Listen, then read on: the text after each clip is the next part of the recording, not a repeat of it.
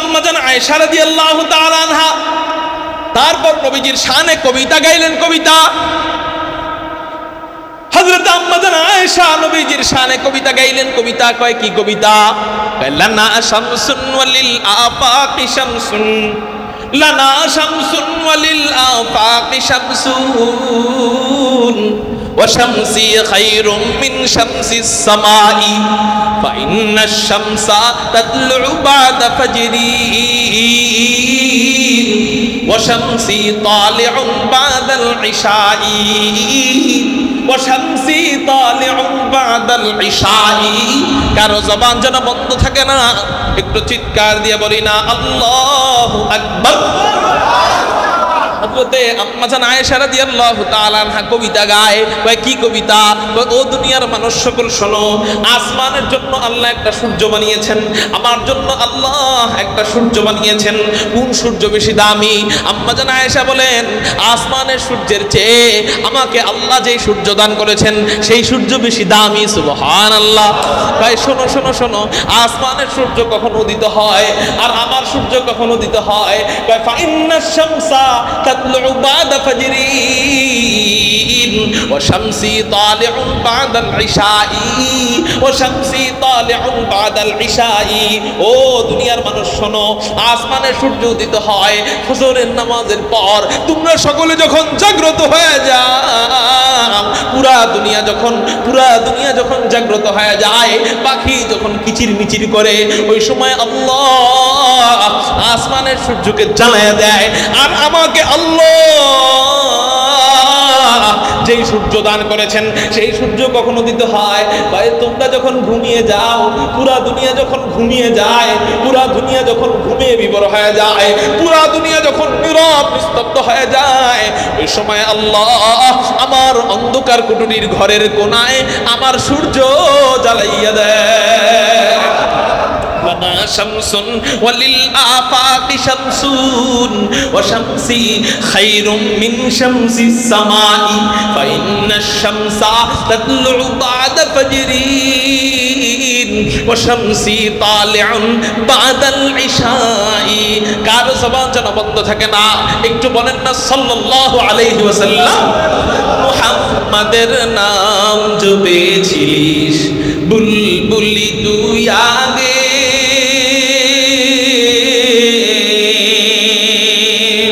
তাহিকের তোর কণ্ঠের গান,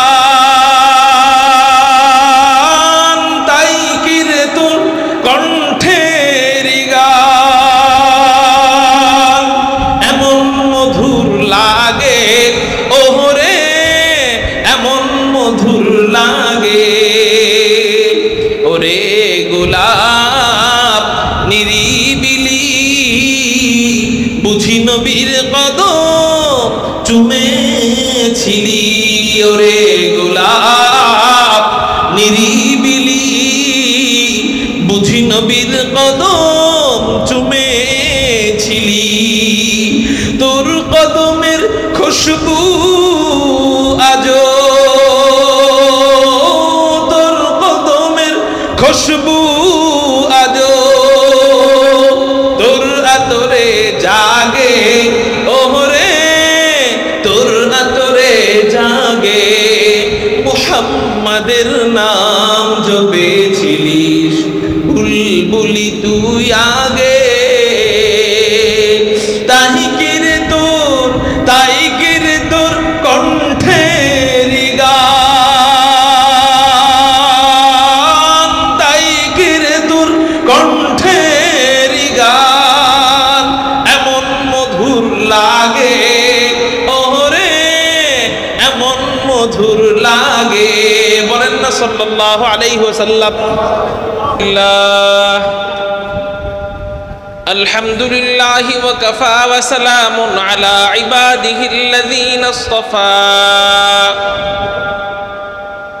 সাল্লাল্লাহু তাআলা আলাইহি ওয়া আলা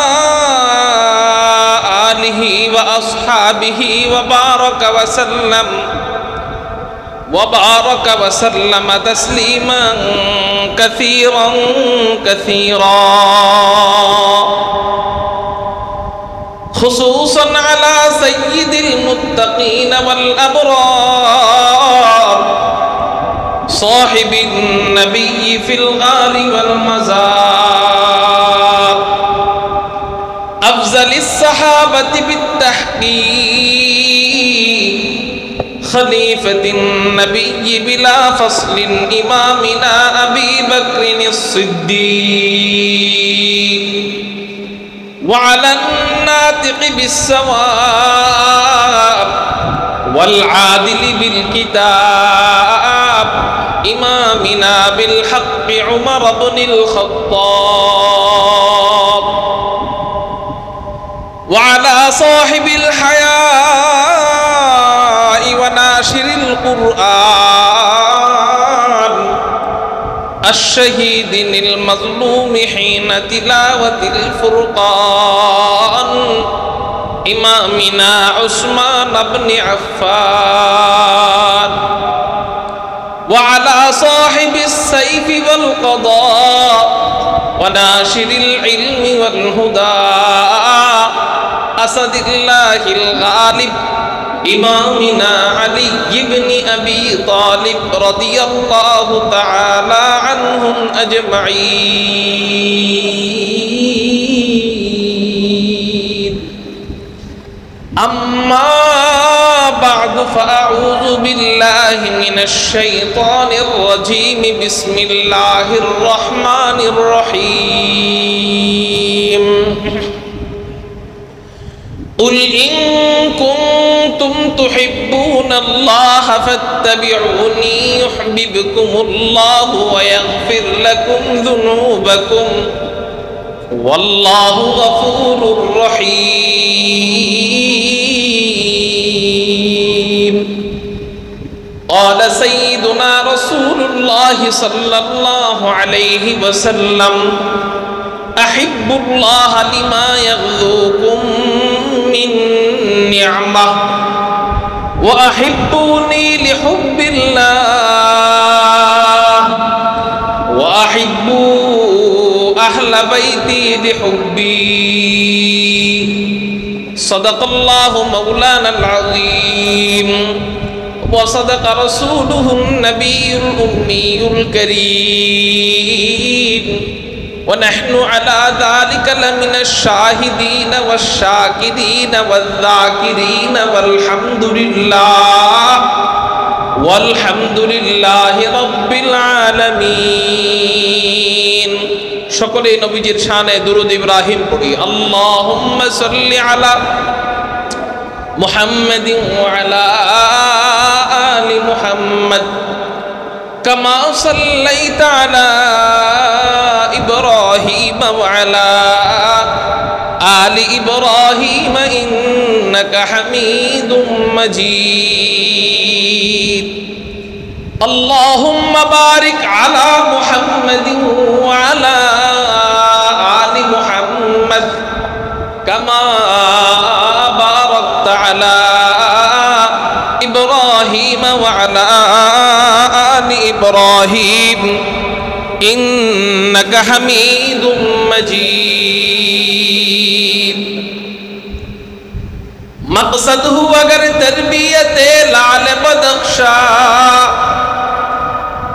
مقصد ہو اگر تربیت لال بدخشا بے سود ہے پھٹکے ہوئے خورشید کا پرتاؤ بے سود ہے پھٹکے ہوئے خورشید کا پرتاؤ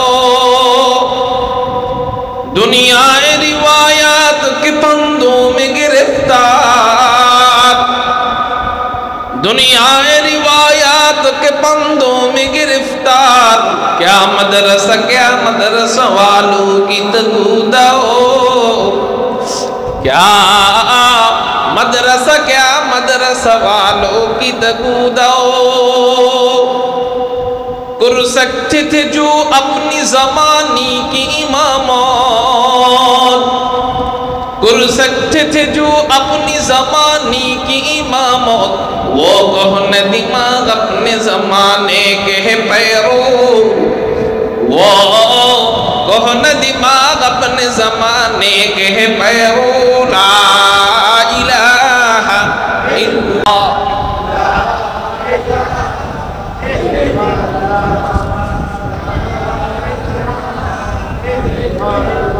লা ইলাহা ইল্লাল্লাহ, লা ইলাহা ইল্লাল্লাহ। अल्लाह अल्लाह क्या मज़ा मुर्शिद के मैं खाना में है, अल्लाह अल्लाह क्या मज़ा मुर्शिद के मैं खाना में है। दोनों आलम की हकीकत एक पैवाने में है। ला इलाहा इल्लल्लाह, ला इलाहा, ला इलाहा इल्लल्लाह, ला इलाहा इल्लल्लाह, ला इलाहा इल्लल्लाह, ला इलाहा,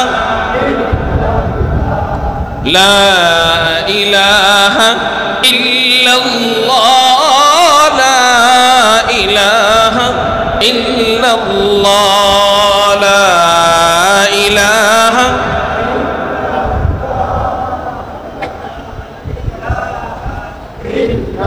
ला इलाहा इल्लल्लाह मुहम्मदुर रसूलुल्लाह सल्लल्लाहु अलैहि वसल्लम। अल्हम्दुलिल्लाह, अल्लाह जल्ल जलालुहु अम्मा नवालुहुर दरबारे लाख कोटी शुक्रिया আদায় করি যে মহান রব্বে করিম আমাদেরকে রাজনগর জামে মসজিদ ও যুবকদের উদ্যোগে আয়োজিত প্রথম বার্ষিক ওয়াজ মাহফিলে রব্বে কায়নাত রব্বে করিম আমাদেরকে আসার বসার তৌফিক দান করেছেন। সেই জন্য সবাই রবের দরবারের শুকরিয়া আদায় করি, চিৎকার দিয়ে বলি আলহামদুলিল্লাহ। মুহতারাম হাজিরিন, ঢাকা থেকে বর্তমানে আপনাদের এই জায়গার রোড মানে সিলেটের রোডটা যে কত খারাপ হয়ে গেছে, রিসেন্টলি ইদানিং আপনারা যারা ঢাকা যান নাই এরা আসলে অনুধাবন করতে পারবেন না। অনেক রাস্তা ভাঙা হয়ে গেছে এবং জায়গায় জায়গায় কাজ চলার কারণে রাস্তাঘাটে জ্যাম থাকে।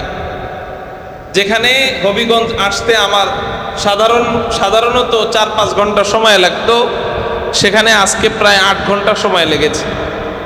এত জার্নিং করে আসার পর, আবার শীতের দিন না গরমের দিন, আসার পরে আসলে বয়ান করার মতো শক্তি শরীরে থাকে না, কিন্তু শরীরে জোর দিয়া গলারে চাপ দিয়া বয়ান বের করতে হয়, ঠিক না ঠিক? এখন বলেন, আমি অল্প কথায় যা বুঝাইলাম, দুর্বল আমি বেশি না আপনারা বেশি? হ্যাঁ হ্যাঁ, জার্নিং যেহেতু আমি করে এসেছি এই জন্য শারীরিকভাবে দুর্বল আমি বেশি। আপনাদের একটু চার্জ দিতে হবে। কি দিতে হবে বলেন না? চার্জ দিতে হবে। চার্জ দিলে হয়তো সতেজ হয়ে যেতে পারি। এই জন্য আপনারা মেহরবানি করে, এত দূর থেকে আসতে পারি, 8 ঘন্টা জার্নি করে আপনাদের জন্য আসলাম। আপনাদের বাড়িতে যেতে 8 মিনিটও লাগে না, আমারে ফালায় রেখে আপনারা চলে যাবেন। আপনারা বেশি লম্বা করব না, যতটুকু বয়ান করি শেষ পর্যন্ত থাকবো কারা কারা? আল্লাহু আকবার বলে হাত উঠান। ইনশাআল্লাহ উঠাউঠি করবো না তো ইনশাআল্লাহ। এই হলো 1 নম্বর কথা। 2 নম্বর কথা হলো আমরা জবাব দিব ইনশাআল্লাহ। যেখানে সুবহানাল্লাহ বলার দরকার সুবহানাল্লাহ বলবো, যেখানে নাউজুবিল্লাহ বলার দরকার সেখানে আলহামদুলিল্লাহ বলবো। কি বলবো? নাউজুবিল্লাহ। পারবো তো ইনশাআল্লাহ? যেখানে আল্লাহু আকবার বলা দরকার সেখানে আল্লাহু আকবার বলবো। আল্লাহ তুমি কবুল করো, বলি আমিন। কেন কেন কেন? আল্লাহ কোরআনুল কারীমের মধ্যে জবাব দেন, ফাজকুরুনি আযকুরকুম ওয়াশকুরুলি ওয়ালা তাকফুরুন। ও আমার বান্দারা, তোরা আমার নামের জিকির কর, আমি আল্লাহ তোদের নামের জিকির করব। তোরা আমার নামের জিকির কর, আমি আল্লাহ তোদের নামের জিকির করব। কুরআনুল কারীমের আয়াত তো এটা।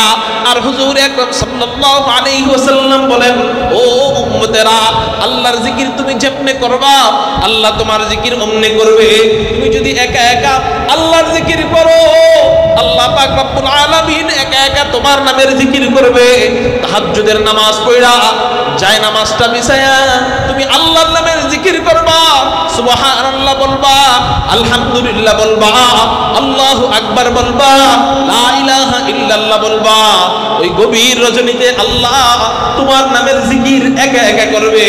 নবীজি বলেন ভরা মজলিস যখন কায়েম হয়ে যায়, ওই ভরা মজলিসে যখন তুমি আল্লাহর নামের জিকির করবা, তখন আল্লাহ পাক রব্বুল আলামিন আরশে আজিমের সামনে যত ফেরেশতা আছে সবাইকে ডাক দিয়া বিশাল বড় মাহফিল কায়েম করে, বিশাল বড় মজলিস কায়েম করে, পুরা ভরপুর মজলিসে সব ফেরেশতাদের সামনে আল্লাহ তোমার নামের জিকির করা আরম্ভ করে দেয়।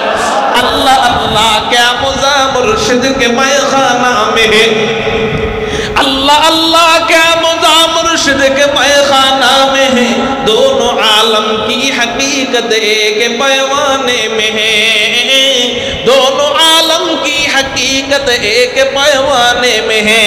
ভাবতেই তো অন্যরকম লাগে যে আমি আল্লাহর নামের জিকির করি, সবাই শুনে না, একমাত্র শুনেন কে? আমি আল্লাহর নামের জিকির করলে আর কেউ দেখে না, একমাত্র দেখেন কে? কিন্তু আল্লাহ আমার নামের জিকির করে, এটা শুধু আল্লাহ দেখেন না, সব ফেরেশতারা দেখেন, সব ফেরেশতারা শোনেন। সুবহানাল্লাহ। আল্লাহ আমার নামের জিকির করতেছে, দেখতেছে আসমানের ফেরেশতারা, শুনতেছে আসমানের ফেরেশতারা, শুনতেছে আরশে আজিমের ফেরেশতারা। এরকম করলে কি হয়? বলে এরকম করতে করতে অবস্থা এমন হয়ে যায়, আসমানে সাড়া পড়ে যায় যে আল্লাহ ওই বান্দার নামের জিকির করে। নবীজি বলেন তুমি যেমনে আল্লাহ অমনে, তুমি যেমনে জিকির করবা আল্লাহ তোমার নামের জিকির অমনেই করবে। উজানির হযরত মুবারক করিম রাহমাতুল্লাহি আলাইহি বলেন তুমি আল্লাহর নামের জিকির যেমনে করো আল্লাহ তোমার নামের জিকির অমনেই করে। যেমন তুমি বলবা সুবহানাল্লাহ সুবহানাল্লাহ সুবহানাল্লাহ, অর্থ আল্লাহ পবিত্র, আল্লাহ পবিত্র, আল্লাহ পবিত্র। কিন্তু হযরত তরজমা এভাবে বলতেন না, হযরত তরজমা করতেন আল্লাহ পাক, আল্লাহ পাক, আল্লাহ পাক, আল্লাহ পাক। আল্লাহ বলেন ফাযকুরুনি আযকুরকুম, তুই আমার নামের জিকির করছস, আমিও আল্লাহ এবার তোর নামের জিকির করি। বান্দা পাক, বান্দা পাক, বান্দা পাক, বান্দা পাক। সুবহানাল্লাহ বলেন। আমি জিকির করব আলহামদুলিল্লাহ, আলহামদুলিল্লাহ, আলহামদুলিল্লাহ, আলহামদুলিল্লাহ। সব প্রশংসা আল্লাহ তোমার, সব প্রশংসা আল্লাহ তোমার, সব প্রশংসা আল্লাহ তোমার। একা করি অথবা সবার সামনে করি সমস্যা নাই, কিন্তু আল্লাহর প্রশংসা জ্ঞাপন করার কারণে আল্লাহ আমার প্রশংসার জিকির করবে। কেমনে? বান্দা তোর প্রশংসা বাড়ায় দিলাম, বান্দা তোর প্রশংসা বাড়ায় দিলাম, বান্দা তোর প্রশংসা বাড়ায় দিলাম। তো কি হয়? আল্লাহ যখন জিকিরের মাধ্যমে আমার আপনার প্রশংসা বাড়ায় দেয়, আসমানের ফেরেশতারা বলা বলি করে ওই বান্দারে চিনুসনি? কে ওই বান্দা? ওই বান্দার প্রশংসা আল্লাহ বাড়ায় দিছে, ওই বান্দার ইজ্জত আল্লাহ বাড়ায় দিছে, ওই বান্দার সম্মান আল্লাহ বাড়ায় দিছে। ওয়াত ইজ্জু মান তাশা, জিকিরের কারণে, দ্বীনের পথে অবিচল থাকার কারণে আল্লাহ যাদের ইজ্জত বাড়ায় দেয়, জেলখানায় যাওয়ার পরেও এরা বাদশা থাকে।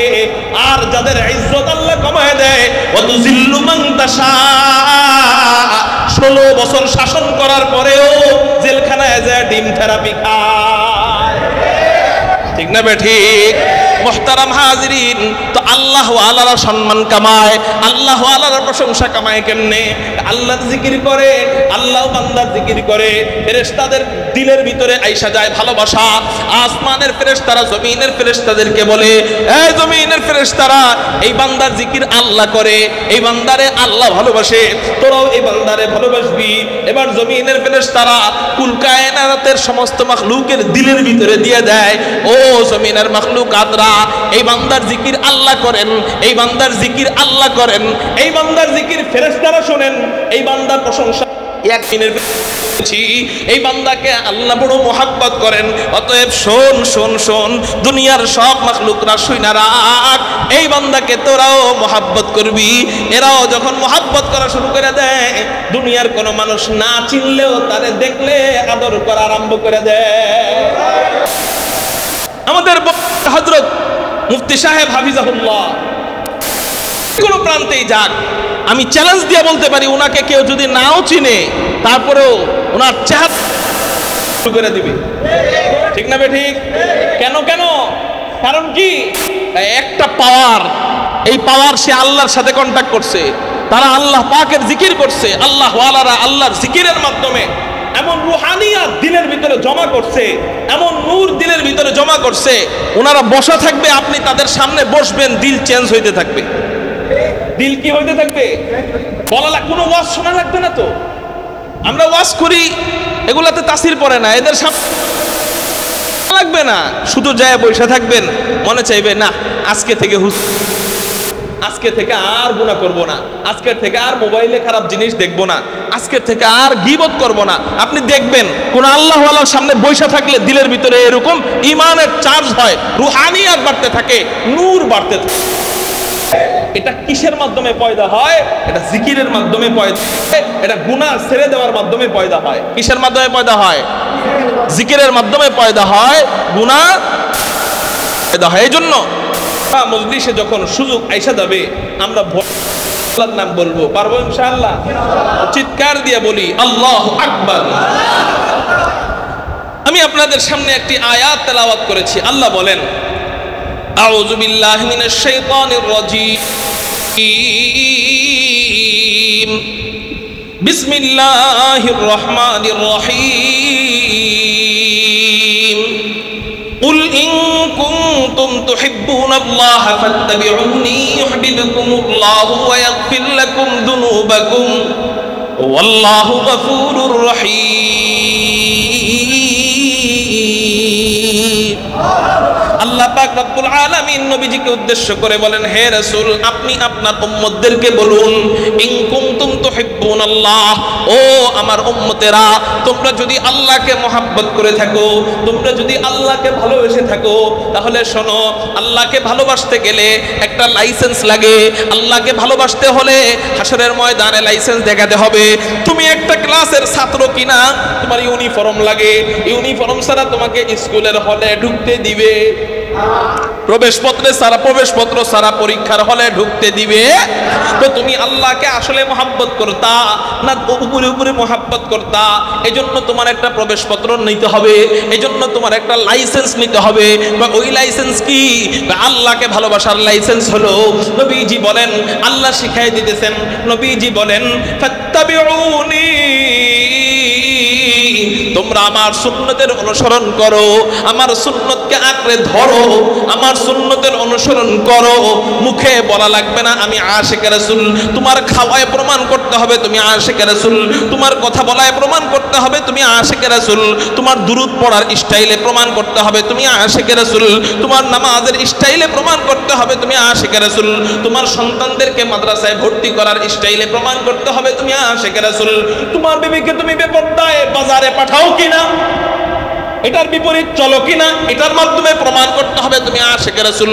তোমার ব্যক্তি জীবন আশিক রাসূল, তোমার পারিবারিক জীবন রাসূলের আদর্শ মোতাবেক চলবে, তোমার রাষ্ট্রীয় জীবন রাসূলের আদর্শ মোতাবেক চলবে, তোমার সন্তানদের পড়ালেখার জীবন রাসূলের আদর্শ মোতাবেক চলবে, তোমার লেবাস রাসূলের আদর্শ মোতাবেক চলবে। আল্লাহ বলেন, আর কিছু করা লাগবে না, এটাই প্রমাণ করবে যে তুমি আল্লাহওয়ালা। আল্লাহকে ভালোবাসার লাইসেন্স এটাই, আল্লাহকে ভালোবাসার সার্টিফিকেট এটাই, আল্লাহকে ভালোবাসা আর প্রবেশপত্র এটাই, রাসূলের সুন্নতের অনুসরণ করা। সুবহানাল্লাহ বলেন। সুন্নত মানে নবীজির আদর্শ, সুন্নত মানে বলেন কি? বলেন নবীজির, খেয়াল করেন, খুব খেয়াল। সুন্নত মানে নবীজির আদর্শ, আদর্শ মানে আল্লাহ এবং তার রাসূল যেই নীতি বাতলায় দিয়েছেন ওই নীতির বাহিরে যায়া ওই নীতি ওভারটেক করলে এটাও গুনাহ, ওই নীতির কম করলেও, সবাই বলেন, ওই নীতি ওভারটেক করলেও, ওই নীতির কম করলেও, খুব খেয়াল করেন, রাগ করেন না আমার কথায়, বুঝার জন্য বলতেছি। আল্লাহু আকবার। নামাজ পড়া খারাপ না ভালো? ভালো, কিন্তু নীতি হইল জানাজার নামাজে সূরা মিলাইবা না। জানাজার নামাজে আমরা কুল আউযু বিরাব্বিন নাস বলি, কিন্তু কেউ যদি আবেগ দেখায় জানাজার নামাজে সূরা মিলানো শুরু করে, এটা সুন্নত থাকবে না বেদাত হয়ে যাবে? সূরা মিলানো এটা কি খারাপ জিনিস? কুল আউযু বিরাব্বিন নাস এক এক অক্ষরে কয়টা করে সওয়াব? 10টা করে। নামাজে পড়লে কয়শো সওয়াব? 100টা করে সওয়াব। এখন যদি আপনি বলেন আমি সূরাকে বড় ভালোবাসি, এখন জানাজার নামাজে যদি সূরা পড়া শুরু করেন, সেটা আর ইবাদত থাকবে না বিদআত হবে? তাহলে সূরা ভালো জিনিস, কিন্তু নীতির বাহিরে, নবীজির আদর্শের বাহিরে চলে যাওয়ার কারণে সেটা বিদআতে পরিণত হলো। ঠিক না বে ঠিক? ঠিক। সিজদা খারাপ না ভালো? ভালো জিনিস, কিন্তু আপনি যদি জানাজার নামাজের ভিতরে সিজদা দেওয়া আরম্ভ করেন, সেটা কি আর রাসূলের নীতির ভিতরে থাকবে না বাহিরে চলে যাবে? বাহিরে চলে যাবে। ঠিক, নামাজ ভালো জিনিস। আপনি যদি হায়াজগ্রস্তা মহিলাকে মাসিক অবস্থায় নামাজ পড়তে বলেন, সেটা কি ইবাদত হবে না বিদআত হয়ে যাবে? হারাম হয়ে যাবে। ঠিক না বে ঠিক? তাহলে বোঝা গেল সব ভালো ভালো না, সব ভালো সব সময় ভালো না। নামাজ ভালো মাসিক অবস্থায় ভালো না, তেলাওয়াত ভালো জানাজার নামাজ অবস্থায় ভালো না, সেজদা ভালো নামাজ অবস্থায়, জানাজার নামাজ অবস্থায় সেজদা। বুঝাইতে পারলাম কিনা কথা? তার মানে ভালো হলেও রাসূলের কথা মোতাবেক ওই গণ্ডির ভিতরে থেকে করতে হবে, এর বাহিরে যাবেন তো বিদআতি হয়ে যাবেন। ঠিক এরকম প্রত্যেকটা ইবাদত আপনার রাসূলের আদর্শ মোতাবেক হতে হবে। আপনি নিজের মন মতো বানাইবেন যে না এই একটু নবীজির মোহাব্বত কইরা আমরা ঈদ পালন করি, একটু বাড়াইছি একটা ঈদ, সমস্যা কি? না, আপনি বাড়ান, খুশির দিন আরো 10টা বাড়ান, অসুবিধা নাই, কিন্তু শরীয়তের একটা পরিভাষাকে টাইনাই না আরেক জায়গায় লাগাইবেন তো রাসূলের নীতির বাহিরে চলে গেল। মন গড়া মোতাবেক ইসলাম চলে, শুধু যুক্তি দিয়ে ইসলাম চলে। রাগ করছেন আমার কথায়? রাসূলের আদর্শের বাহিরে গেছে তো ওটারে লাথি দিলাম। পারবো ইনশাআল্লাহ? এখন আসেন, আল্লাহকে পাইতে গেলে নবীজির সুন্নত মানা ছাড়া, আদর্শ মানা ছাড়া আল্লাহ পাওয়া সম্ভব? এবার আসেন, নবীজির সুন্নত মানতে গেলে নবীজির মোহাব্বত দিলে ঢুকাইতে হবে। নবীজির মোহাব্বত ছাড়া সুন্নত মানা সম্ভব না। খেয়াল করেন, একজনের প্রতি মোহাব্বত নাই, অভিনয় কইরা তারে কতদিন ভালোবাসা বুঝান যায়? বুঝেন নাই? 100 বছর আপনি অভিনয় করে ভালোবাসা বুঝাইতে পারবেন? 1 দিন 2 দিন 3 দিন, 1 বছর 2 বছর 3 বছর পরে যায় তার একটা জিনিস ভালো লাগবে না তো বুঝাই দিবেন এই তোরে তো আমি জীবনে মহব্বত করি না, একটু উপরে দেখাইছি স্বার্থে। ঠিক না ভাই? ঠিক। তাহলে বুঝা গেল একজনকে অনুসরণ করতে গেলে অভিনয় করে ভালোবাসলে হবে না, একজনকে অনুসরণ করতে গেলে দিল থেকে কি করতে হবে? আমাদের যে ভালোবাসা এটা অভিনয়, নবীজির প্রতি আমাদের যে ভালোবাসা এটা কি? বেশিরভাগ অভিনয়। কেন? যে ইস যদি আবার দাড়ি না রাখি তাহলে শাস্তি হবে, এটা কি ভালোবাসা হইলো না ভয় হইলো? আয় হ্যাঁ রে, যদি নামাজ না পড়ি তাহলে শাস্তি হবে, এটা ভালোবাসা হইলো না স্বার্থ হইলো?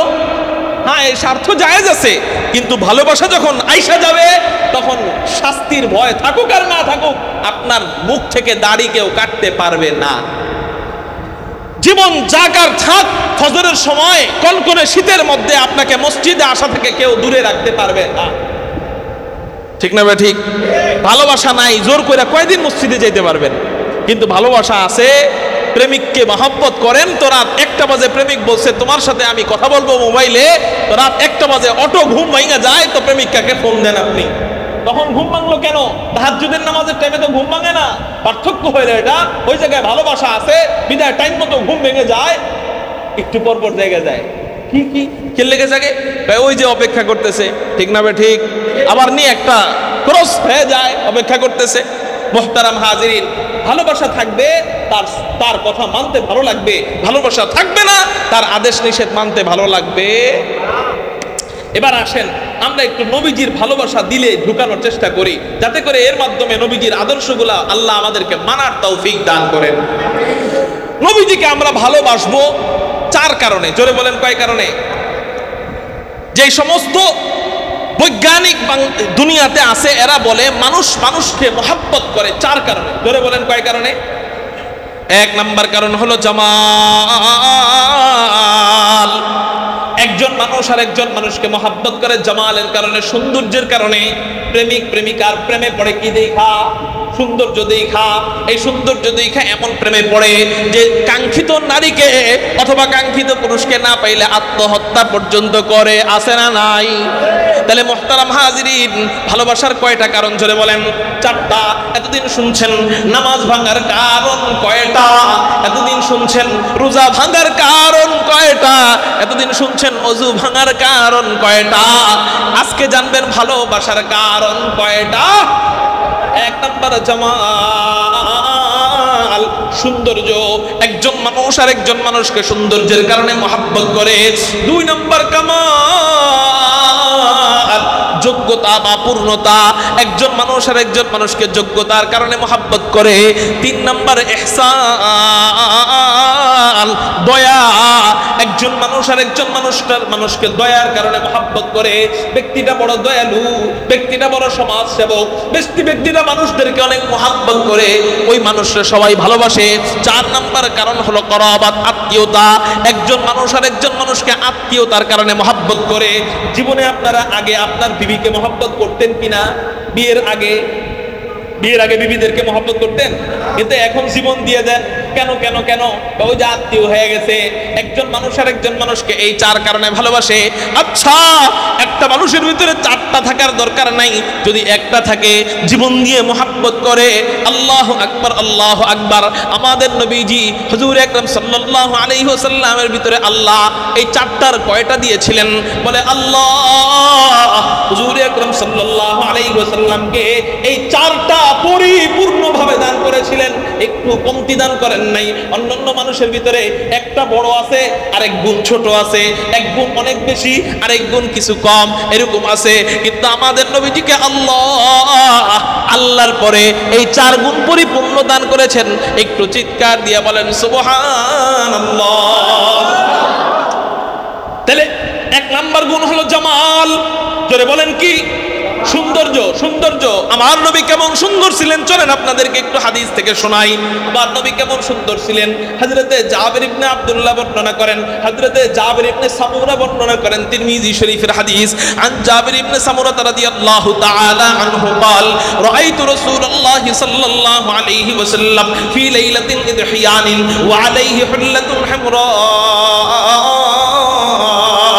হযরতে জাবের বর্ণনা করেন, আমি হুজুর আকরাম সাল্লাল্লাহু আলাইহি ওয়াসাল্লামকে এক চন্দ্রোজ্জ্বল রজনীতে, এক চাঁদের রজনীতে নবীজিকে আমি দেখতে পাইলাম লাল ডোরাকাটা চাদর পরিহিত অবস্থায়। হযরতে জাবের বলেন, ফাজআলতু আনজুরু ইলাইহি ওয়া ইলাল কমার। আমি একবার আসমানের চন্দ্রের দিকে তাকাইলাম, একবার নবীজির দিকে তাকাইলাম। হযরতে জাবের বলেন, সব সময় আমার দিলের ভিতরে জাগ্রত হইতো আসমানের পূর্ণিমার চাঁদ বেশি সুন্দর না হুজুর আকরাম সাল্লাল্লাহু আলাইহি ওয়াসাল্লাম বেশি সুন্দর, নবীজি বেশি সুন্দর না আসমানের চাঁদ বেশি সুন্দর। আজকে ঘটনাক্রমে আসমানের চাঁদও পেয়ে গেছি, জমিনের চাঁদ মুহাম্মদুর রাসূলুল্লাহ সাল্লাল্লাহু আলাইহি ওয়াসাল্লামকেও পেয়ে গেছি। আমি একটু মিলে দেখব আসমানের চাঁদ পূর্ণিমার চাঁদ বেশি সুন্দর না জমিনের পূর্ণিমার চাঁদ মুহাম্মদুর রাসূলুল্লাহ সাল্লাল্লাহু আলাইহি ওয়াসাল্লাম বেশি সুন্দর। হযরতে জাবের এই নিয়ত করে বলেন, ফাজআলতু আনজুরু ইলাইহি ওয়া ইলাল কমার। আমি একবার নবীজির দিক তাকাইলাম, আর একবার আসমানের চাঁদের দিকে তাকাইলাম, একবার নবীজির দিক তাকাইলাম, আর একবার আসমানের চাঁদের দিকে তাকাইলাম। বারংবার এমন করার পর আমার দিল সাক্ষী দিতে বাধ্য হলো, ফালাহু ইনদি আহসানু মিনাল কমার। আসমানের পূর্ণিমার চাঁদের চেয়েও, আসমানের পূর্ণিমার চাঁদের চেয়েও হুজুর আকরাম সাল্লাল্লাহু আলাইহি ওয়াসাল্লামের চেহারা মুবারক কোটি কোটি কোটি কোটি গুণ বেশি সুন্দর। আর জোরে বলি না সুবহানাল্লাহ। এই জন্যই তো হযরতে আম্মা জান আয়েশা রাদিয়াল্লাহু তাআলা আনহাকে রমণীরা জিজ্ঞাসা করে, ও আম্মা জান আয়েশা বলো না বলো না বলো না, হযরতে ইউসুফ বেশি সুন্দর না তোমার স্বামী মুহাম্মদ বেশি সুন্দর? সুবহানাল্লাহ। কার সাথে মিলাইছে বলেন না? হযরতে ইউসুফের সাথে মিলাইছে। প্রশ্ন কিন্তু সহজ না, কঠিন। কারণ নবীদের মধ্যে সবচেয়ে প্রসিদ্ধ সুন্দর কে ছিলেন? মানে প্রসিদ্ধ সুন্দর এমনি তো অন্য নবীরা ছিলেন, কিন্তু কার সৌন্দর্যের ব্যাপারে কোরআনে আসছে? হযরত ইউসুফ আলাইহিস সালাম। প্রশ্ন করছে, কঠিন প্রশ্ন। আম্মা জান আয়েশা যদি জবাব দেয় আমার স্বামী বেশি সুন্দর, আপত্তি আয়েশা যায় দুইটা। এক নাম্বার আপত্তি হলো স্বামীর প্রশংসা তো বিবি করবেই। দুই নাম্বার আপত্তি হলো তুমি ইউসুফকে দেখো নাই, তুমি জানো কেমনে কে বেশি সুন্দর? সুবহানাল্লাহ। হযরতে আম্মা জান আয়েশা রাদিয়াল্লাহু তাআলা আনহাকে প্রশ্ন করার পর আম্মা জান আয়েশা হিকমত অবলম্বন করে জবাব দিবেন, বলে ওগো রমণীরা শোনো, আমি তো হযরতে ইউসুফকে দেখি নাই, এইজন্য আমি জানি না কে বেশি সুন্দর। দেখলে না বলতে পারতাম কে বেশি সুন্দর, আমি জানি না কে বেশি সুন্দর, কিন্তু শোনো আমি একটা যুক্তি পেশ করতেছি, তোমরা মিলে দেখো কে বেশি সুন্দর। কই যুক্তিটা কি? কই ইউসুফকে দেখা মিশরের রমণীরা হাত কাটছে, হাত, কিন্তু আমার স্বামী মুহাম্মদকে একবার যারা দেখার মতো দেখে তারা শুধু হাত নয়, হযরতে হামজার মতো তাজা কলিজা পর্যন্ত গাইটা দিয়া দেয়। আমরা আম্মাজান আয়েশার কথার সাথে একটু অ্যাড করে বলবো, ওগো আম্মাজান আয়েশা, ওগো আম্মাজান আয়েশা, শাপলা চত্বরের ওই কালো রাতে আমরা নবীজির জন্য নবীকে দেখি নাই, তাও রক্ত দিয়েছি। আগামীতেও যদি উলামায়ে কেরাম আমার নবীর খতমে নবুয়তের চেহারাকে সমুন্নত করবার জন্য, নবীর ইজ্জতকে বাঁচানোর জন্য, নবীর ইজ্জতকে রক্ষা করবার জন্য হযরতে হামজার মতো তাদের ডাক দেয়, ওই নবীকে না দেখাও তাজা কলিজা হাসতে হাসতে দিয়ে দিতে রাজি আছেন কারা কারা? আল্লাহু আকবার বলো। রাজি আছেন ইনশাআল্লাহ? আল্লাহ তুমি কবুল করো, বলি আমিন। হযরতে হামজা দেখছেন তো কলিজা দিছেন, নবীজির উম্মতেরা নবীজিরে দেখে নাই, তারপরেও কলিজা দেয়, বলেন আলহামদুলিল্লাহ, আল্লাহু আকবার। হযরত আম্মা জান আয়েশা রাদিয়াল্লাহু তাআলা আনহা তারপর নবীজির শানে কবিতা গাইলেন। কবিতা হযরত আম্মা জান আয়েশা নবীজির শানে কবিতা গাইলেন। কবিতা কয় কি কবিতা? লানা শামসুন ওয়ালিল আফাকি শামসুন, লানা শামসুন ওয়ালিল আফাকি শামসুন وشمسي خير من شمس السماء فإن الشمس تطلع بعد فجري وشمسي طالع بعد العشاء وشمسي طالع بعد العشاء। কারো জবান যেন বন্ধ থাকে না, একটু চিৎকার দিয়ে বলি না আল্লাহু আকবার। হযরতে আম্মা জান আয়েশা রাদিয়াল্লাহু তাআলা আনহা কবিতা গায়। কয় কি কবিতা? ও দুনিয়ার মানুষ সকল শোনো, আসমানের জন্য আল্লাহ একটা সূর্য বানিয়েছেন, আমার জন্য আল্লাহ একটা সূর্য বানিয়েছেন। কোন সূর্য বেশি দামি? আম্মা জান আয়েশা বলেন, আসমানের সূর্যের চেয়ে আমাকে আল্লাহ যেই সূর্য দান করেছেন সেই সূর্য বেশি দামি। সুবহানাল্লাহ। কয় শোনো শোনো শোনো, আসমানের সূর্য কখন উদিত হয় আর আমার সূর্য কখন উদিত হয়? কয় ফাইন্নাশ শামসা তাতলু বাদা ফাজরিন ওয়া শামসি তালিউন বাদাল ইশাই ওয়া শামসি তালিউন বাদাল ইশাই।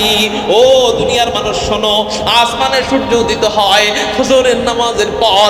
তোমরা সকলে যখন জাগ্রত হয়ে যাও, পুরা দুনিয়া যখন জাগ্রত হয়ে যায়, পাখি যখন কিচিরমিচির করে, ওই সময় আল্লাহ আসমানের সূর্যকে জ্বালায় দেয়। আর আমাকে আল্লাহ যেই সূর্য দান করেছেন সেই সূর্য কখন উদিত হয়? ভাই তোমরা যখন ঘুমিয়ে যাও, পুরা দুনিয়া যখন ঘুমিয়ে যায়, পুরা দুনিয়া যখন ঘুমিয়ে বিবর হয়ে যায়, পুরা দুনিয়া যখন নীরব নিস্তব্ধ হয়ে যায়, ওই সময় আল্লাহ আমার অন্ধকার কুটুরির ঘরের কোনায় আমার সূর্য জ্বালাইয়া দেয়। লানা শামসুন ওয়ালিল আফাকি শামসুন ওয়া শামসি খায়রুম মিন শামসিস সামাই ফাইন্নাশ শামসা তাতলু বা'দা ফাজরিন ওয়া শামসি তালিউন বা'দাল ইশাই। কারো জবান যেন বন্ধ থাকে না, একটু বলেন না সাল্লাল্লাহু আলাইহি ওয়াসাল্লাম। মুহাম্মাদের নাম জপেছিলিস বুলবুলি তুই আগে,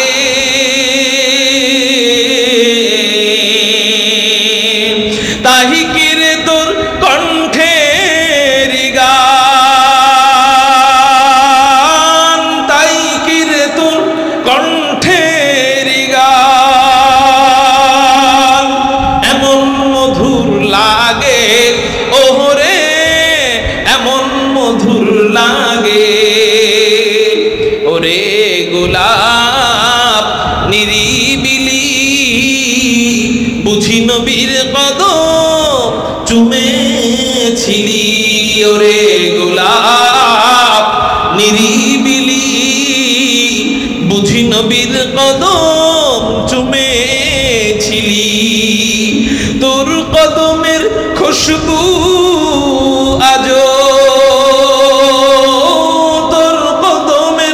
খুশবু আজো তোর আতরে জাগে, ওরে তোর আতরে জাগে। মুহাম্মাদের নাম জপেছিলিস বুলবুলি তুই আগে, তাই কিরে তোর কণ্ঠের গান, তাই কিরে তোর কণ্ঠের গান এমন মধুর লাগে, ওরে এমন মধুর লাগে। বলেন না সাল্লাল্লাহু আলাইহি ওয়াসাল্লাম। শান আমরা পারি না, শান আমরা পারি না, হ্যাঁ আমরা পারি, কিন্তু আমরা ওই শান গাই না যে শানে লুঙ্গি খুলে যায়, ঠিক না ঠিক? আমরা ওই শান গাই না যে শানে পিচ্চি পোলাপান নবীর শান নিয়ে ট্রল করে। আমরা ওই শান গাই না যে শান পূজা মণ্ডপে বাজানো হয়। তারা শান গায়, ওই শান পূজা মণ্ডপে বাজায়, ঠিক না ঠিক? আল্লাহ ডেলে দেই কে বাজায় না, আছে না? ওইটি বলে শান। আল্লাহ আমাদেরকে সত্যিকারের নবীর শান বুঝার তৌফিক দান করুন। আরো জোরে বলেন আমিন। আল্লাহু আকবার। হযরতে হাসান কাকে বলে? হযরতে হাসান বিন সাবিত নবীজির কবি হাসান বিন সাবিত নবীজির কাছে আয়েশা শান গায়, শান। নবীজির কাছে আয়েশা বলেন, ইয়া রাসূলুল্লাহ, ইয়া হাবিবাল্লাহ, আপনাকে নিয়ে আমি একটা শান বানাইছি, শান বলবো নি নবী? নবীজি বলেন, বলো কবিতা। হযরত হাসান বিন সাবিত কবিতা গায়, ওয়া আহসানু মিনকা লাম তারাকাতু আইনি ওয়া আজমালু মিনকা লাম তালিদিন নিসাউ খুলিকতা মুবাররাআম মিন কুল্লি আইবিন কাআন্নাকা কাদ খুলিকতা কামা তাশাউ। হযরতে হাসান বিন সাবিত কবিতার ভিতরে কি গায়? কয়, ওয়া আহসানু মিনকা লাম তারাকাতু আইনি। ও রাসূল, আপনি এত সুন্দর, আপনি এত সুন্দর, আপনার চেয়ে সুন্দর কোন মানুষ আমার এই দুই চোখ দিয়ে জীবনেও কখনো দেখি নাই। এটা হলো তাদের শান। আজমালু মিনকা লাম তালিদিন নিসা। ও রাসূল, আপনি এত সুন্দর, আপনার চেয়ে সুন্দর কোন নবজাতক পৃথিবীর কোন মা জন্ম দেয় নাই। এটা হলো তাদের শান। আর আমাগো শান কি জানেননি?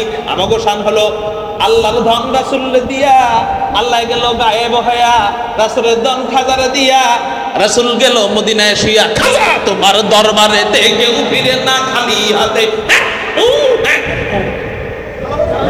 আরো আস্তে কর নাউযুবিল্লাহ। আচ্ছা বাবা, আপনারা যারা এই জিকির করেন, আপনাকে পায়রা ধরে একটা কথা কই, আমার এই জিকির বানানটা একটু শিখাইবেন। অবশ্যই আরবি জিকির না এটা, আরবিতে এটার বানান কি?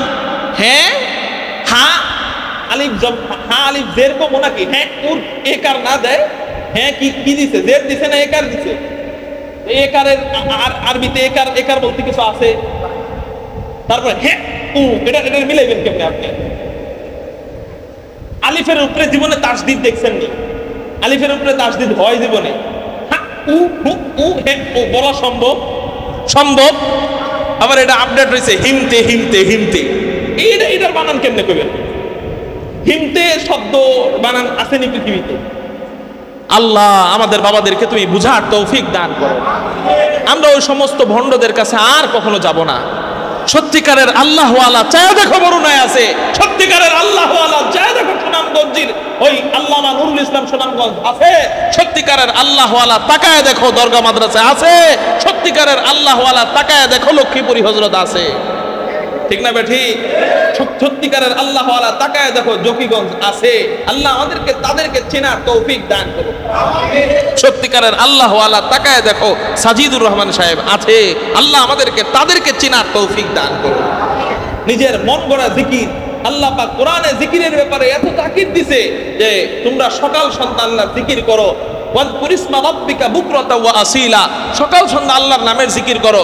সেই জিকিরে আমরা বিকৃত বানায় ফেলছি, যেই জিকির আরবি শব্দের সাথে মিলেই না, আরবি শব্দের সাথে বানানোর সাথে মিলেই না। আল্লাহ আমাদেরকে গুমরাহি থেকে হেফাজত করুক। বাবা রাগ করলে আমার দুইটা থাপ্পড় দিয়ে তারপরেও সংশোধন হয়ে যান। আল্লাহ আমাদেরকে বুঝার তৌফিক দান করুক। যদি সামনে থেকে ওই জিকিরওয়ালারা মাহফিল করে, আপনি সবার সামনে দাঁড়ায় বলবেন, আপনি যে জিকিরটা এখন করলেন এই জিকিরের কোরআন এবং হাদিসের কোন জায়গায় আছে, অথবা আরবিতে বানান করে একটু শোনায় দেন। কোরআন হাদিসে লাগবো না, আরবিতে একটু বানান করে শোনায় দেন। আপনি যে কইলেন এটা একটু বানান করেন। আল্লাহ আমাদেরকে বুঝার তৌফিক দান করুন। মুহতারাম হাজিরিন, তো বলতেছিলাম নবীজির শান গায় হযরত হাসান বিন সাবিত। নাম কি জোরে বলেন? হাসান বিন সাবিত। তো আজমালু মিন কালান্তালিদিন নিসা, ও রাসূল রে, আপনি এত সুন্দর, আপনাকে আল্লাহ এত সুন্দর করে বানাইছেন, পৃথিবীর কোন মা, পৃথিবীর কোন নারী আপনার চেয়ে সুন্দর কোন নবজাতক জন্ম দিতে পারে নাই। সুবহানাল্লাহ। এই জন্যই তো হযরতে আমেনা বলেন, আমার গর্ভ থেকে যখন আমার সন্তান ভূমিষ্ঠ হয়, অন্যান্য শিশুরা যখন মায়ের পেট থেকে বের হয় তখন ময়লা আবর্জনা নিয়ে বের হয়, কিন্তু আমার শিশুকে যখন আল্লাহ আমার পেট থেকে বের করেন, কে যেন পেটের মধ্যে জান্নাতি পানি দিয়ে গোসল করায়া দেয়। অন্যান্য শিশুরা মায়ের পেট থেকে বের হয় দুর্গন্ধ নিয়ে বের হয়, কিন্তু আমার শিশুকে কে যেন পেটের মধ্যে জান্নাতি আতর মাইখা দেয়। অন্যান্য শিশুরা মায়ের পেট থেকে বের হয় মুসলমানি পড়ে করানো লাগে, কিন্তু আমার শিশুকে কে যেন পেটের মধ্যেই মুসলমানি করায়া দেয়। অন্যান্য শিশুরা বের হয় সুদা অবস্থায় বের হয়, কিন্তু আমার শিশুকে আল্লাহ বের করছেন সিজদা অবস্থায়। এবার আমার শিশু বের হইল, বের হওয়ার পর আমার শিশুর দিক তাকালাম, অন্যান্য শিশুরা বের হওয়ার সময় মাদের কত কষ্ট হয়, কিন্তু হযরত আমেনা বলেন, আমার গর্ভ থেকে যখন আমার সন্তান ভূমিষ্ঠ হইছে, কষ্ট তো দূরে থাক, কষ্ট তো দূরে থাক, এতটা শান্তি আমি পাইছি ইতিপূর্বে আমি এতটা আরাম অনুভব করি নাই। রাহমাতুল লিল আলামিন খান, রাহমাতুল লিল আলামিন খান দশ খোদা বন্দে করিম, রাহমাতুল লিল আলামিন খান দশ খোদা বন্দে করিম, খালকু খুলকু কাউলু ফি'লু হাদিস সামতে ও হামিদ। শান শুনতে মনে চায় না? হুজুররা, দেওবন্দিরা, মওমির হুজুররা নবীর শান গায় না। শোনেন নবীর শান কোনগুলা, যেগুলা শুনলে দিলের মধ্যে আঘাত করে, যেগুলা শুনলে নাচা আসে না, যেগুলা শুনলে প্রেম জাগে। রাহমাতুল লিল আলামিন খান দশ খোদা বন্দে করিম, রাহমাতুল লিল আলামিন খান দশ খোদা বন্দে করিম, খালকু খুলকু কাউলু ফি'লু, খালকু খুলকু কাউলু ফি'লু হাদিস সামতে ও হামিদ, খালকু খুলকু কাউলু ফি'লু হাদিস সামতে ও হামিদ, ওয়া মা আরসালনাকা ইল্লা রাহমাতাল লিল আলামিন।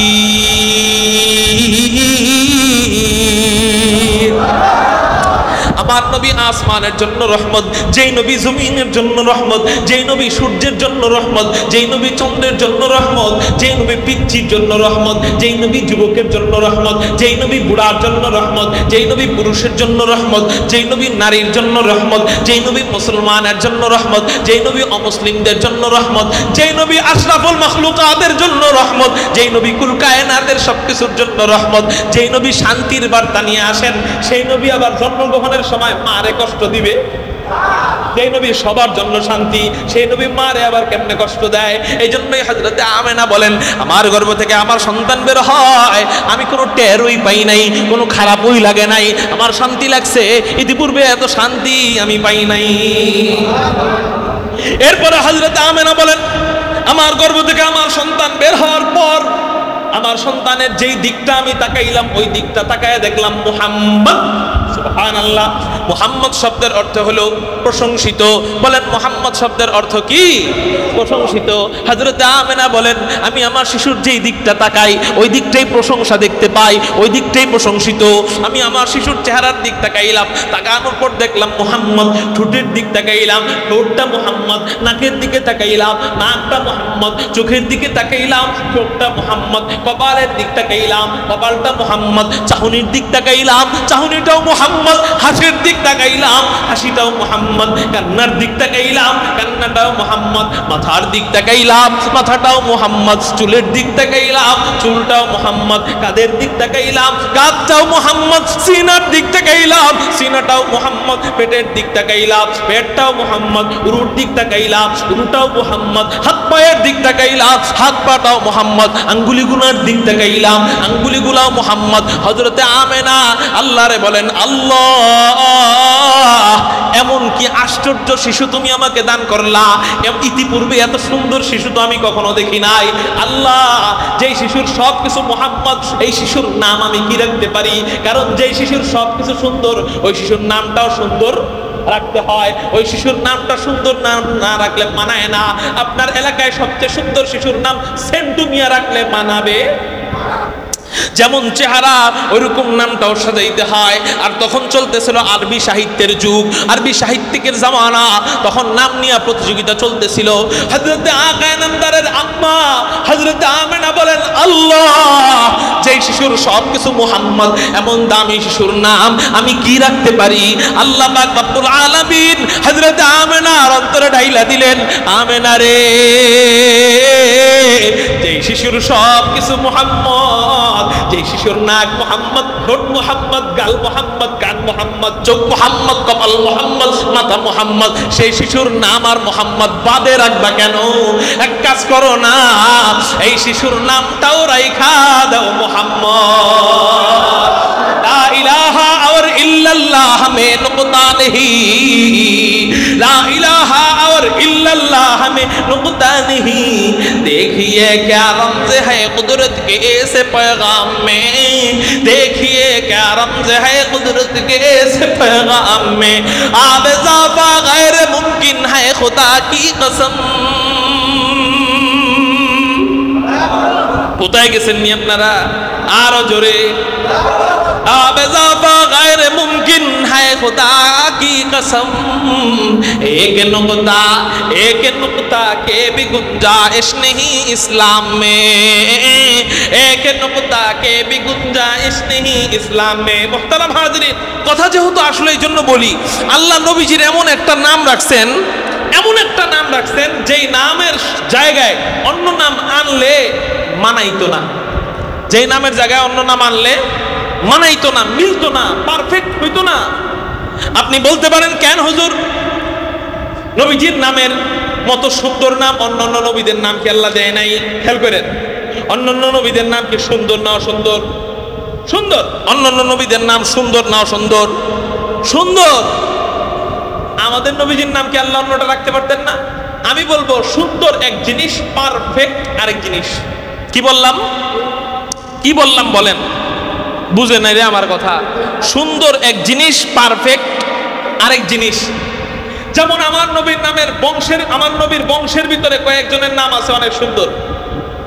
যেমন আমাদের নবীজির নাম মুহাম্মদ, তার পিতার নাম আব্দুল্লাহ, তার পিতার নাম আব্দুল মুত্তালিব, তার পিতার নাম হাশেম, তার পিতার নাম আব্দে মুনাফ, তার পিতার নাম কুসাই, তার পিতার নাম কিলাব, তার পিতার নাম মুররাহ, তার পিতার নাম কাব, তার পিতার নাম লুই, তার পিতার নাম কালেব, তার পিতার নাম ফিহর, তার পিতার নাম মালিক, তার পিতার নাম নজর, তার পিতার নাম কিনানা, তার পিতার নাম খুজাইমা, তার পিতার নাম মুদরিকা, তার পিতার নাম ইলিয়াস, তার পিতার নাম মুদর, তার পিতার নাম নিজার, তার পিতার নাম মাআদ, তার পিতার নাম আদনান, তার পিতার নাম উদাদা, তার পিতার নাম মুকাওয়িম, তার পিতার নাম নাহুর, তার পিতার নাম তাইরাহা, তার পিতার নাম ইয়ারুব, তার পিতার নাম ইয়াশজুব, তার পিতার নাম নাবিদ, তার পিতার নাম হযরতে ইসমাঈল, তার পিতার নাম আবুনা হযরতে ইব্রাহিম আলাইহিমুস সালাতু ওয়াস সালাম। এই যে কয়েকটা নাম বললাম, এর মধ্যে কয়েকজন নবী আছে, যেমন হযরতে ইসমাঈল আছে, যেমন হযরতে ইব্রাহিম আছে। হযরত আল্লাহ নবীজির নাম মুহাম্মদ নাম না রাইখা ইব্রাহিম নামও তো রাখতে পারতেন, আল্লাহ নবীজির নাম মুহাম্মদ নাম না রাইখা ইসমাঈল নামও তো রাখতে পারতেন, তো মুহাম্মদ রাখলেন কেন? আমি আপনাদেরকে বলতে চাই একটা আশ্চর্য এখানে মিল আছে। সেটা কি? আল্লাহ নবীজির নাম মুহাম্মদ নাম বাইছা কাইছাই রাখছেন। সুবহানাল্লাহ বলেন। কেমনে কেমনে? দেখেন আল্লাহর নামের সাথে পারফেক্ট করে মিলাই রাখছেন, যেই পারফেক্ট অন্য নাম রাখলে এটা হইতো না। যেমন আল্লাহ লিখতে অক্ষর লাগে 4টা, মুহাম্মদ লিখতে অক্ষর লাগে 4টা। আল্লাহ 4 অক্ষরে কোনো নুক্তা নাই, মুহাম্মদ 4 অক্ষরে কোনো নুক্তা নাই। আল্লাহর নাম দিয়া কালেমা লা ইলাহা ইল্লাল্লাহ, নবীজির নামের কালেমা মুহাম্মাদুর রাসূলুল্লাহ, এখানেও আল্লাহ লা ইলাহা ইল্লাল্লাহর অংশ আল্লাহর, মুহাম্মাদুর রাসূলুল্লাহ অংশ নবীজির। লা ইলাহা ইল্লাল্লাহ আল্লাহর অংশে অক্ষর দিয়ে দিছে 12টা, মুহাম্মাদুর রাসূলুল্লাহ নবীজির অংশ, এখানেও আল্লাহ অক্ষর দিয়ে দিছে 12টা। লা ইলাহা ইল্লাল্লাহর 12 অক্ষরেও আল্লাহ একটাও নুক্তা রাখেন নাই, মুহাম্মাদুর রাসূলুল্লাহর 12 অক্ষরেও আল্লাহ কোনো নুক্তা রাখেন নাই। কয়টা মিল পাইলাম? 1 নাম্বার আল্লাহ নামের অক্ষর মুহাম্মদ নামের অক্ষর 1। 2 নাম্বার এই 4 অক্ষরেও একটাও নুক্তা নাই, মুহাম্মদেও নুক্তা নাই। 3 নাম্বার লা ইলাহা ইল্লাল্লাহর অক্ষর মুহাম্মাদুর রাসূলুল্লাহর অক্ষর 1। 4 নাম্বার লা ইলাহা ইল্লাল্লাহ একটাও নুক্তা নাই, মুহাম্মাদুর রাসূলুল্লাহও একটা নুক্তা নাই। কাকতালীয় ভাবে এই 4টা কেমনে মিলে গেল? এখন কইতে পারেন তাহলে হুজুর 100 লক্ষ পয়গম্বর পিছনে গেছে নবীজির আগে, তাদের এক কারো না কারোর সাথেও তো এরকম মিলছে। আমি বলবো না, মিলে নাই। কেমনে মিলে নাই? লা ইলাহা ইল্লাল্লাহ আদম সফিউল্লাহ মিলে নাই, সফিউল্লাহর ফায়ে নুক্তা। লা ইলাহা ইল্লাল্লাহ ঈসা রূহুল্লাহ মিলে নাই, ঈসার অক্ষরের ভিতরে নুক্তা আছে, আইনের পরে ইয়া। লা ইলাহা ইল্লাল্লাহ ইব্রাহিম খলিলুল্লাহ মিলে নাই। কেমনে মিলে নাই? নুক্তাও আছে, আবার অক্ষর 4টা না আরো বেশি। ইব্রাহিম 4 অক্ষর না আরো বেশি? আরো বেশি। লা ইলাহা ইল্লাল্লাহ ইসমাঈল যবিহুল্লাহ মিলে নাই। কয় কেন? কয় নুক্তাও আছে, আবার অক্ষরও বেশি। কয় তাহলে হুবহু সব দিক দিয়ে 4টা একসাথে মিলে কেমনে? কয় 4টা একসাথে মিলে লা ইলাহা ইল্লাল্লাহ মুহাম্মাদুর রাসূলুল্লাহ। এই জন্যই তো কবি বলেন লা ইলাহা আওর ইল্লাল্লাহ মে নুকতানিহি, লা ইলাহা আওর ইল্লাল্লাহ মে। আপনাদের কষ্ট হইতেছে? আর একটু সময় আপনারা আমারে দিবেন ইনশাআল্লাহ। নবীজির প্রেমে আল্লাহ আমাদেরকে মালামাল করে দিক, বলি আমিন। লা ইলাহা और इल्लल्लाह हमें नुक्ता नहीं, देखिए क्या रमज है कुदरत के ऐसे पैगाम में, अब इजाफा गैर मुमकिन है खुदा की कसम, एक नुक्ता के भी गुंजाइश नहीं इस्लाम में, एक नुक्ता के भी गुंजाइश नहीं इस्लाम में। একটু চিৎকার দিয়ে বলেন আল্লাহু আকবার। তাহলে চলেন মূল কথায় চলে যাই। যেমন তার চেহারা ওইরকম তার নাম। আল্লাহ চেহারা অনুযায়ী নাম রেখে দিয়েছেন মুহাম্মদ। প্রশংসিত তার চেহারা, প্রশংসিত তার নাম। এই জন্যই হযরত হাসান বিন সাবিত বলেন ওয়া আজমালু মিন কালাম তালিদিন নিসা, ও রাসূলে পৃথিবীর কোন মা আপনার চেয়ে সুন্দর সন্তান জন্ম দেয় নাই। মুহতারাম হাজিরিন,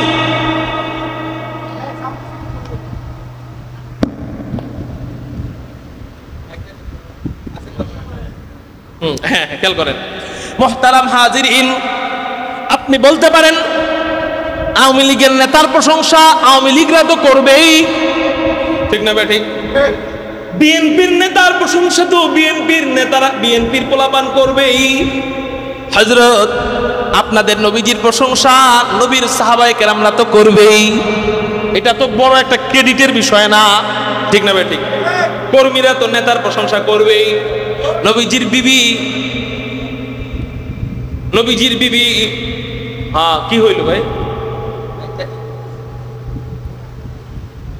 হ্যাঁ খাইতে গেছে। আচ্ছা খেয়াল করেন, মাস্টারটা আছে একটা, দেখেন মাস্টারটা একটু কমায় দেন, দেখেন বেশি কমায় না, হালকা। হ্যাঁ আল্লাহ পাইছেন নি মাস্টার? থাক থাক থাক, ধরার দরকার নেই, আমি আস্তে আস্তে কথা কই, দূরই কথা কই। হ্যাঁ এবার আপনারা খেয়াল করেন, আওয়ামী লীগের নেতার প্রশংসা তো কর্মীরা করবেই, ঠিক না ভাই? ঠিক। বিএনপির নেতার প্রশংসা তো বিএনপিরা করবেই, ঠিক না ভাই? ঠিক। যদিও এখন কোন বিএনপি আওয়ামী লীগের দালালি করে, ঠিক কইতে ডরায়। সব বিএনপির কথা বলতেছি, তারেক রহমানের মতো বিএনপি পারফেক্ট, ঠিক আছে, ঠিক না ভাই? ঠিক। খালেদা জিয়ার মতো বিএনপি ঠিক আছে, ঠিক আছে না? কিন্তু বর্তমানের কিছু কিছু বিএনপিরা আওয়ামী লীগের কি করে, দালালি করে, এদেরকে আবার পুনর্বাসনের জন্য মিছিল করে, মিটিং করে, ঠিক না ভাই? ঠিক। আওয়ামী লীগ তো পলানোর জন্য কলা গাছ পাইছিল, কলা পাতার উপরে ঘুমাইছিল। বিচারপতি শামসুদ্দিন মানিকচোরা কলা পাতার উপরে ঘুমাইছিল। যারা আওয়ামী লীগকে পুনর্বাসন করার চিন্তা ফিকির করবে, ইনশাআল্লাহ তোরা পলানোর জন্য লুঙ্গিও পাবি না, একবারে ল্যাংটা ছেড়ে দিবি তোদের। সাবধান বলে দিলাম, যেই হোক, সেটা আওয়ামী লীগ হোক, জাতীয় পার্টি হোক, জামাত হোক, চরমনাই হোক, হেফাজত হোক, দল দেখবো না। যে আওয়ামী লীগকে পুনর্বাসনের জন্য দান্দা ফিকির করবে, হ্যাঁ, পাবলিক কিন্তু এখন পচা ডিম নেওয়া শুরু করে দিছে। পাবলিক কিন্তু এখন হাতে ডিম আর জুতা নিতে জানে, পুলিশের বিচার করা লাগবে না, সাবধান। মুহতারাম হাজিরিন, বলতেছিলাম আল্লাহু আকবার। হযরত নেতার প্রশংসা তো কর্মীরা করবেই, সাহাবায়ে কেরামরা নবীজির চেহারার প্রশংসা করছে, কিন্তু অমুসলিমরা তো আর নবীজির চেহারার, এই খেয়াল করেন, অমুসলিমরা তো আর নবীজির চেহারার প্রশংসা করে নাই। অমুসলিমরা নবীজির দলের না বিরোধী দলের? বিরোধী দলের লোকরা কি প্রশংসা করে? করে না। হযরত আমাদের নবীজির চেহারার প্রশংসা অমুসলিমরা তো করে নাই। আমি বলবো, কে বলছে আপনাদেরকে করে নাই? মাইন্ড ইউর চেঞ্জ, এখানে আপনার মাইন্ডটাকে পরিবর্তন করেন। আমার নবীকে অন্য নেতার সাথে মিলাইলে চলবে না। আমার নবীজির চেহারার প্রশংসা শুধু সাহাবায়ে কেরামরাই নয়, শুধু নবীজির বিবিরাই নয়, অন্যান্য ধর্মের লোকেরাও, অমুসলিমরাও, ইহুদিদের নেতারাও আমার নবীর চেহারার প্রশংসা শুধু নয়, চেহারা দেখা কালেমা পড়ে পড়ে মুসলমান হয়ে গেছে। এরকম একটা একটা করে যদি হাদিস আপনাদেরকে শোনাই, ঘন্টার পর ঘন্টা যাবে, আমার বয়ান শেষ হবে না। এই জন্য আমি লম্বা চড়া কোনো হাদিস আর আলোচনা করব না। একটা হাদিস বইলে আমার বয়ান শেষের দিকে নিয়ে যাব, যে এমন কোনো ব্যক্তি আছে কিনা যে নবীজির চেহারা দেখে কালেমা পড়া মুসলমান হয়েছে। চলেন আপনাদেরকে শোনায় দেই তিরমিজি শরীফের হাদিস। হযরতে আব্দুল্লাহ ইবনে সালাম, নাম কি বললাম? আব্দুল্লাহ ইবনে সালাম। উনি ইহুদিদের পণ্ডিত ছিলেন, ইহুদিদের ভাই, ঠিক আছে, ঠিক আছে, ধরেন না, উনি ইহুদিদের আলেম ছিলেন। উনি আমার দিক, আপনারা আমার দিক তাকান, উনি ইহুদিদের কি ছিলেন? আলেম ছিলেন। হযরত আব্দুল্লাহ ইবনে সালাম ইহুদিদের আলেম, ওনার বাড়ি ছিল মদিনায়, ওনার নাম হলো আব্দুল্লাহ ইবনে সালাম। উনি হাদিস বর্ণনা করতেছেন যে মুহাম্মদ নামক একজন ব্যক্তি মক্কা শরীফ থেকে হিজরত করে মদিনায় আসলেন। উনি তখনও মুসলমান হন নাই, উনি ইহুদিদের আলেম। উনি বলতেছেন মক্কা শরীফ থেকে মুহাম্মদ নামক একজন ব্যক্তি মদিনায় আসলো, আসার পরে মানুষ তাকে দেখার জন্য ভিড় জমানো আরম্ভ করলো, মানুষ তার কাছে যায়, ভালো লাগে আর মুসলমান হয়। হযরত আব্দুল্লাহ ইবনে সালাম বলেন, আমি একটু যাব, তার কাছে যাব, আমি একটু দেখব তিনি আসলে কেমন নবী, আসলে সত্য নবী না মিথ্যা নবী। কিন্তু আমি যাব, আমি হুজুগে পাবলিকের মতো যাব না, আমি ইলম দিয়া যাচাই বাছাই করব এটা আসলে সত্য নবী না মিথ্যা নবী।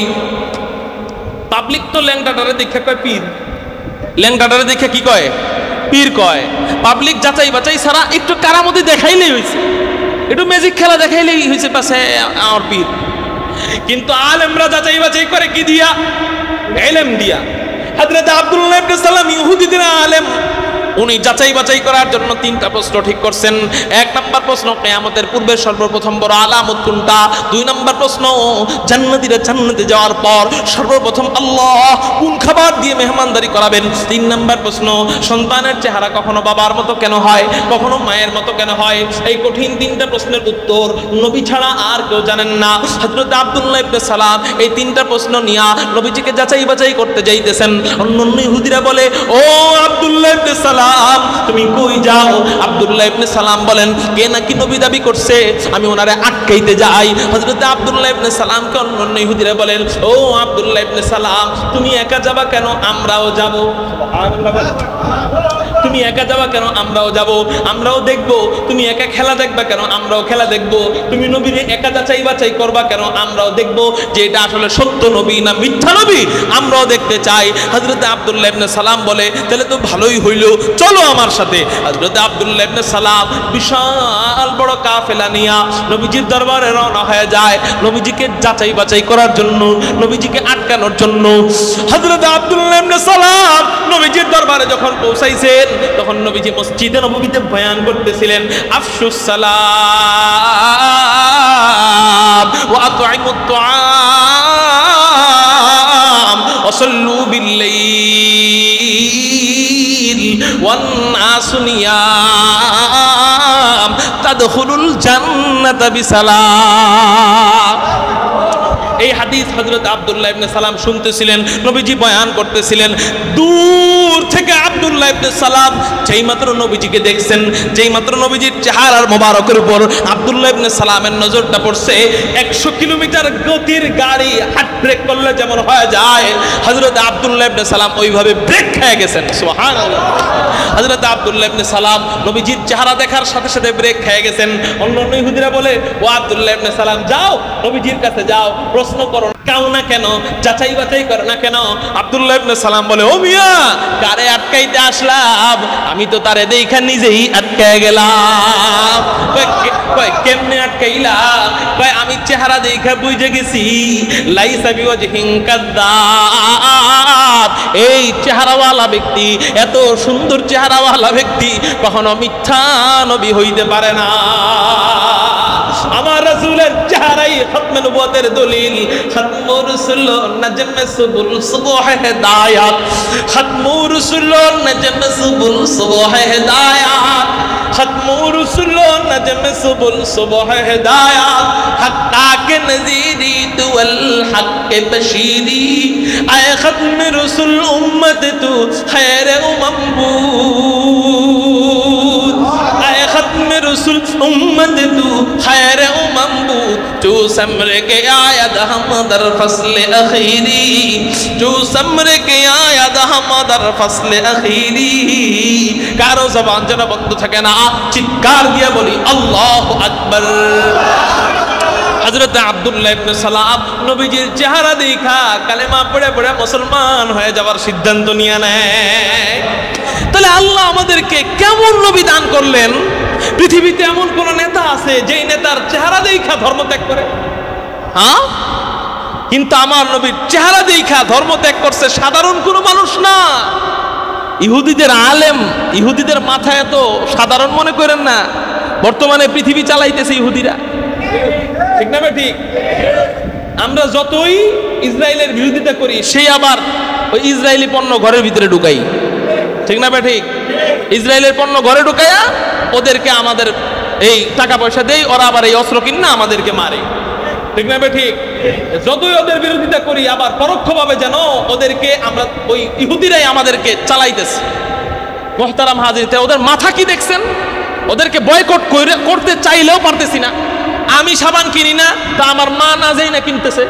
আমার মা কিনে না, তো ছোট ভাই না যাই না লাক্স কিনতেছে। ছোট ভাই কিনে না, তো গেটের দারোয়ান কিনতে গেছে, সে কিনে আনতেছে। কেউ না কেউ ইসরায়েলি পণ্য বাসায় ঢুকাইতেছে, ঠিক না? ঠিক। ইসরায়েলি পণ্য আমরা বয়কট করব, বলি ইনশাআল্লাহ। আমরা বাড়ির সবাইকে বলে দিব যে ইসরায়েলি পণ্য ব্যবহার করা যাবে। আমাদের চেষ্টা মোতাবেক আমরা করি, ভুলে যদি হয়ে যায় আল্লাহ মাফ করবে। তা আমাদের চেষ্টা যতটুকু করতে হবে, কি বলেন? আল্লাহ বুঝার তৌফিক দান করুন। লাক্স সাবানের বিপরীতে একজন আয়েশা আমাকে বলে, হুজুর, লাক্সের বিপরীতে যে সাবান আছে এগুলা দিলে তো চেহারা কালো হয়ে যায়, 2 নম্বর মাল। আমি বলবো, শোনেন, আমি বলেছিলাম, শোনেন, লাক্স আপনি বয়কট করলেন আল্লাহর জন্য, আমার মুসলমান ভাইয়ের জন্য।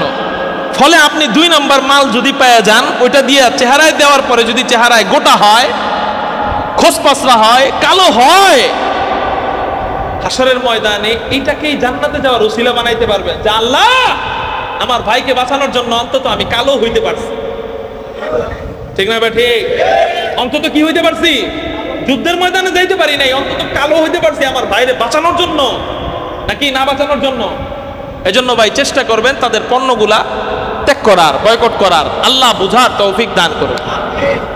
তাহলে বলতেছিলাম, আল্লাহ পাক রব্বুল আলামিন আমাদের এমন একজন নবী দান করছেন, এমন এক পিস নবী দান করছেন, যেই নবীর চেহারা দেখা সাধারণ কোনো মানুষ না, এই যে মাথাওয়ালা ইহুদিদের পণ্ডিত আলেম, উনি ধর্ম ত্যাগ করে কালেমা পড়ে মুসলমান হয়ে গেছে। আচ্ছা, এমন একজন নবীর উম্মত হইতে পাইরা খুশি কারা কারা? আল্লাহু আকবার বলে হাত ওঠান।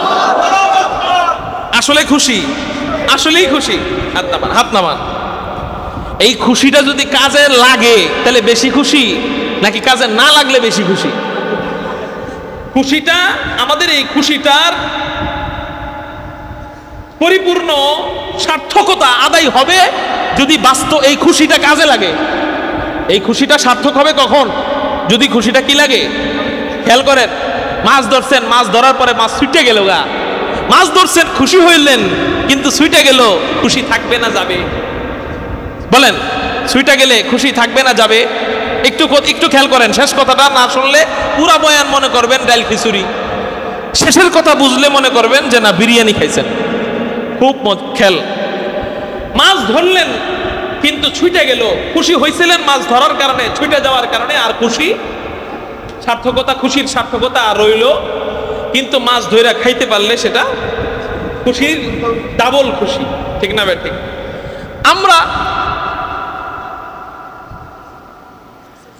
আমরা এমন নবীর উম্মত হইতে পারছি, এজন্য আমরা খুশি। কিন্তু আমরা যদি জান্নাতে যাওয়ার পরে ওই নবীর চেহারা দেখতে না পারি, ওই নবীর চেহারার থেকে দূরে জান্নাত পাই, ওই নবীর কাছে জান্নাতে থাকতে না পারি, আমি মনে করব আমরা জান্নাতি হওয়ার পরেও ব্যর্থ।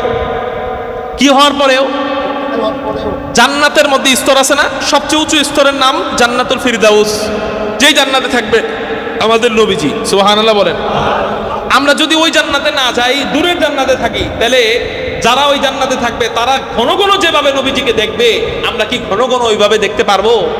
নাকি দূরে থাকার কারণে একটু কম কম দেখা হবে?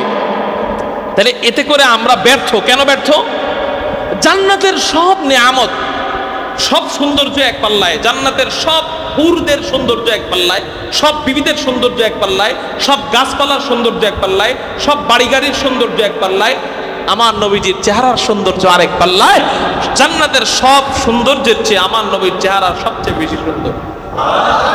আল্লাহর পরে আমার নবীজির চেহারা সবচেয়ে বেশি সুন্দর। তাহলে আমি জান্নাতে যাই সব পাইলাম, কিন্তু আসল সুন্দর নবীকে পাইলাম না, নবীর কাছে থাকতে পারলাম না, তো আমি জান্নাতে অর্ধেকের বেশি নেয়ামত হারায় ফেললাম, ঠিক না ভাই? ঠিক। এজন্য নবীজির কাছে জান্নাতে থাকতে চাননি। নবীজির কাছে থাকতে পারলে কি লাভ? 1 নাম্বার লাভ তো চেহারা দেখতে পারবেন, সৌন্দর্য উপভোগ করতে পারবেন। 2 নাম্বার লাভ, বরযাত্রী চিনেননি আপনারা? বরযাত্রী, বরের সাথে খাইতে বসলে যেই লাভ, দূরের চেয়ারে খাইতে বসলে একই লাভ না কম লাভ? একটা রানের জায়গায় 2টা রানের পিস চাইলে ধমকি দেয়, এই একটা খাইছেন না মাত্র আবার চানকে। কিন্তু বরের সাথে যদি বসে চাইতে হয় না, আস্ত খাসির বারবিকিউ, ঠিক না ভাই? ঠিক।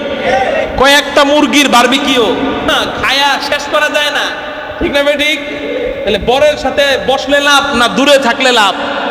যদিও আপনি মেহমান, কিন্তু বরের সাথে বসলে লাভ। যদিও আমরা জান্নাতের মেহমান, নবীর সাথে থাকতে পারলে লাভ বেশি, ঠিক না ভাই? ঠিক। তাহলে নবীর সাথে থাকতে পারার আমল আমাদের আজকে থেকে শুরু করা দরকার কিনা?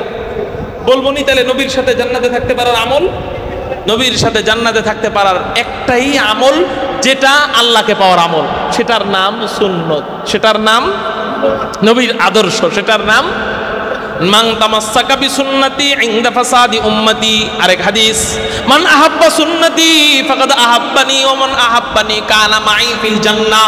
নবীজি বলেন, যে ব্যক্তি আমার সুন্নতকে ভালোবাসলো সে আমাকেই ভালোবাসলো, আর যে আমাকেই ভালোবাসলো সে আমার সাথেই জান্নাতে থাকবে।